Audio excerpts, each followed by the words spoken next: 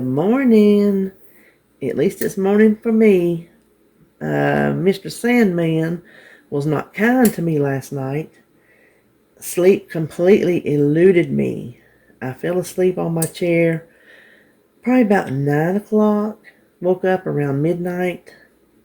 So right now it's just shortly after 5:30. And I think I took about a half-hour nap in there. In between, I was messing around with a binder. It's new, but not new because I started it several years back and just never followed through. It's to help me plan my meals. It's a post-it note system. Maybe I'll show you one day if I get it, the way I want it. No, it ain't fancy because y'all know ain't nothing I do fancy, but it'll get the job done, I'm pretty sure.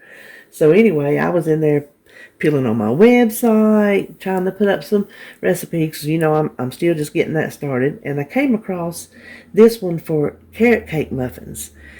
It is one I made way back when I started on Simply Feeling. On Simply Feeling, they were only like 1 point. And so you can see why they appealed to me very much so. So even on this plan, to me, they're still doable. Blue, they're 3. Purple, they're 2. And green, they're 3. And I know a lot of people want a really low point muffin, but this is so nutrient dense that if you don't eat big breakfast, you could probably grab one of these for breakfast. I know when I prepped my breakfast bowls this week, I said I was keeping it lower point because of the hash browns, because in case I want a piece of toast or something to go with it. So I'm thinking this morning I'm going to have me a little carrot cake muffin to go with it. And they're really delicious. They're nice and moist and dense. And what I do is keep out, a couple, keep them in the fridge, because they'll go bad on you if you don't. And then I just wrap them individually and put them in the freezer for later. And they work beautifully like that. So anyway, let's go ahead and get started. The first thing we need, we're going to put our dry ingredients together in the bowl. This is 2 cups of old-fashioned oatmeal. Not quick cooking, old-fashioned. 1/3 cup of brown sugar, and I'm not using the sugar substitute. I didn't even point it out to see if it makes a difference, because I've always used just regular brown sugar, so I'm going to go with what works. So 1/3 cup of that. Now I've got my little cheat sheet here because I went ahead and measured everything out. And what I have in here is 1.5 teaspoons of baking powder, 1/4 teaspoon of salt, 3/4 teaspoon of cinnamon, and 1/4 teaspoon each of nutmeg and cloves. I figured that was just easier since this has a good bit of ingredients. Instead of having so much out here on the counter for you, I would just go ahead and get that much done. We just want to break that brown sugar up, kind of get everything mixed. And then I'm going to switch bowls, and we're going to mix our wet ingredients together. So this is 1 egg and 1 egg white. And my poor little whisk, this is my little quiet whisk. It had a bigger one on the outside, and it came off. I tried to glue it back in the holes. It was not working, so it has lost part of its thingies, but apparently it's still working, huh? Then before I add the milk, I'm gonna add these other things to keep from sloshing it out. This is just 1/2 cup of unsweetened applesauce.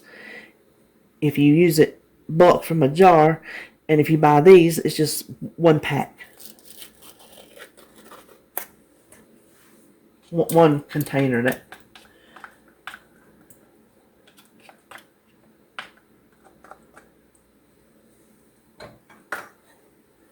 I'm going to kind of get that with that egg. Then we want 1 teaspoon of vanilla.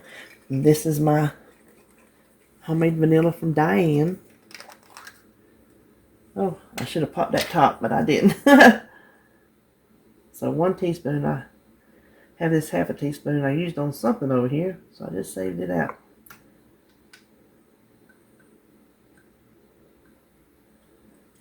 This vanilla is so good, y'all. It is so good. Mix that. And this is just 2/3 cup of skim milk. I tested it with almond and it makes no difference in the points. So I just left it. Okay, now let's bring our dry ingredients back over. And we're just going to pour all this in. Get it all nice and combined.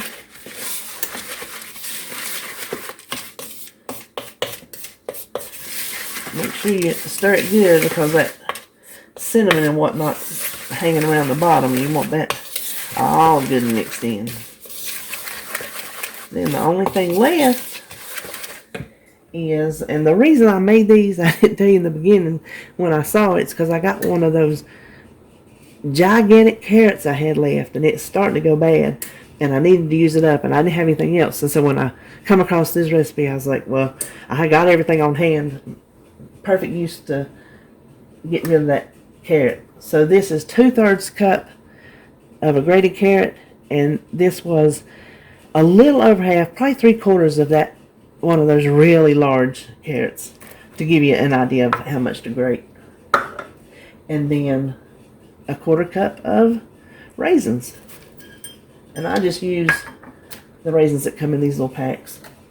That was, I don't think that one pack was all the way full. I think this might have been about 1.5 little boxes. Let me just stir that up.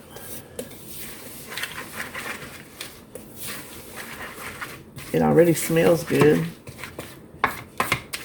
Now let me slide some of this over. And I'm going to use my silicone liners. And even though they're silicone, I like to spray them. The silicone's not supposed to stick, but I don't chance it.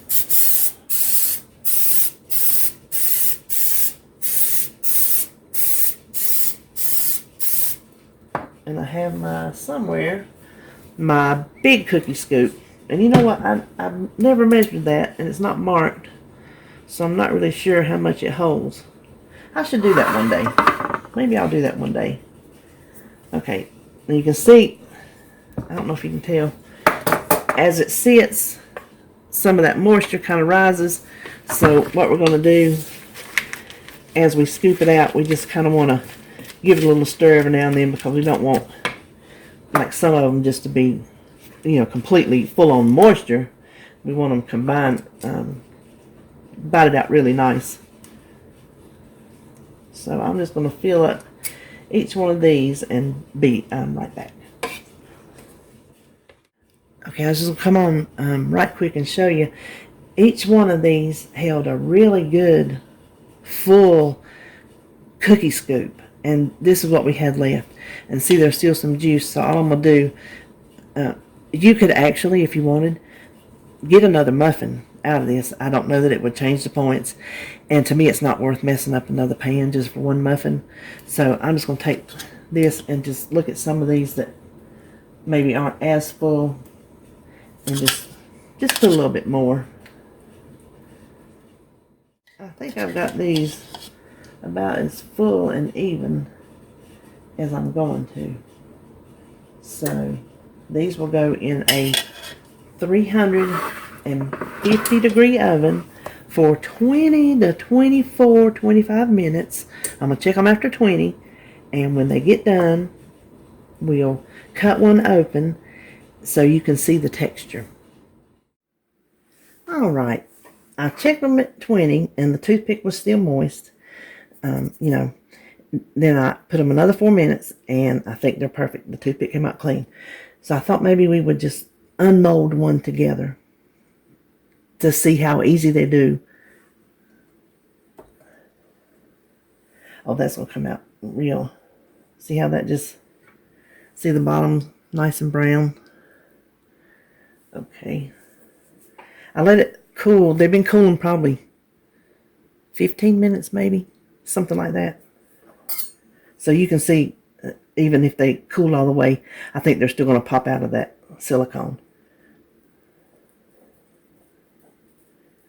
Now I'm using a serrated knife because a straight knife I think is going to smush them instead of cut them. But I wanted you to see. You see the texture? It's a little steamy.